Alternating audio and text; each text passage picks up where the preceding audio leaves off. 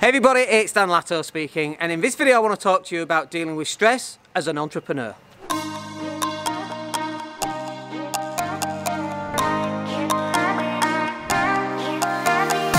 Hey everybody, Latto speaking, so I hope you're well today. So let's talk about stress for a moment. If you're an entrepreneur, if you're self-employed, if you're running your own business, and heck, even if you're an employee, we all have different stress levels, and also we all have different levels of stress levels that we're able to cope with. Going back 15 years ago, 10 years ago, I was able to take on a lot of stress and I could handle it like a boss. And these days I find myself unable to handle as much stress. And I don't know if it's a case of being unable to handle it, or I just don't really want to have to handle it. Why do I want to handle stress? How about I just avoid stress entirely? And actually that's how I pretty much run my life right now. Let me give you an example. So we've got a problem in one of my properties right now. It's a little studio apartment in Leeds, and there was a leak under the shower that's then leaked into next doors, and it's ruined their floor. It's gone over a period of time, nobody knew about it, but I'm liable for their floor. And it's like, okay, so they're going out, they're going to buy the new floor, I've got my guy that's going to go fit it. I know that they're going to take the mick on the floor. I know they're going to go for the most expensive floor. And you know what, I could argue the point, but let's say it's 150 quid for the new floor and they spend 225 pounds. Like, I could get quite upset about that, and 10, 15 years ago I'd be all aggressive and for why I shouldn't be buying them a new floor. But actually, what's the point? I need to get them a new floor. It's my fault. The leak came from my flat. It's called proximate cause. The thing that's liable is the thing that created it in the first place, which is my shower tray.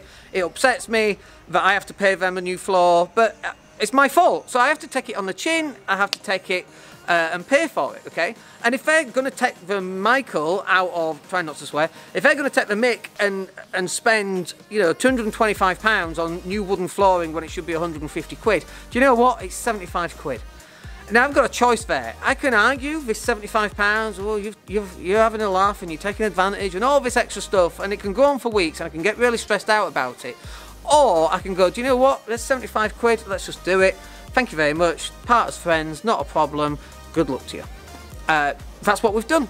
Why would I want to be around stress? Why would I want to continue stress when I can just pay something and move on? I've got another example. We had one with a bond. The tenant went back to Q8. They left the place an absolute stinker of a mess, okay? We had about £1,200 bond. I'm going to sneeze. It's not what you want to do on video, is it? We had about £1,200 worth of bond available, and they were arguing like cat and dog. It was like that when we moved in, and we sent them pictures, and the table was damaged. It was like that when we moved in, and it wasn't.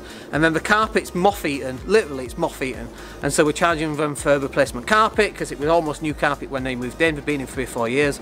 All its wear and tear, and all this extra stuff as to why they shouldn't. And in the end, we took a proportion. We didn't take all the bond, obviously, because it wasn't worth all the bond anyway. It's probably worth about 800 quid. In repairs, but we didn't take that, and I also couldn't be bothered arguing, so we took £500, and they agreed and we agreed, we shook hands and we left. Everything's happy. And actually, as soon as we agreed that, I paid them the bond back, and we always hate paying bonds back like all landlords do because we want that money, but we paid it back, and honestly, that all stress, it just lifted off my shoulders. We got rid of it. And you know when people go, money don't make you happy? Oh, it does. It definitely has the opportunity to, okay? Oh, it can definitely help us avoid stress. You know, a couple of £100 extra for us and versus that stress, it's just not worth it for us. So here you go, it's simply not worth it. And so we move ourselves away from stress. And the example that I use is, it's like the person at the party who's standing next to the speaker where the music's playing out, and then they're complaining about how loud the music is when the speaker is right next to their ear. And it's like, well, why don't you just move away and from the speaker? And they say, well, why should I? I shouldn't have to. It shouldn't be that loud. It's like, it's just stupid. Why are you doing that?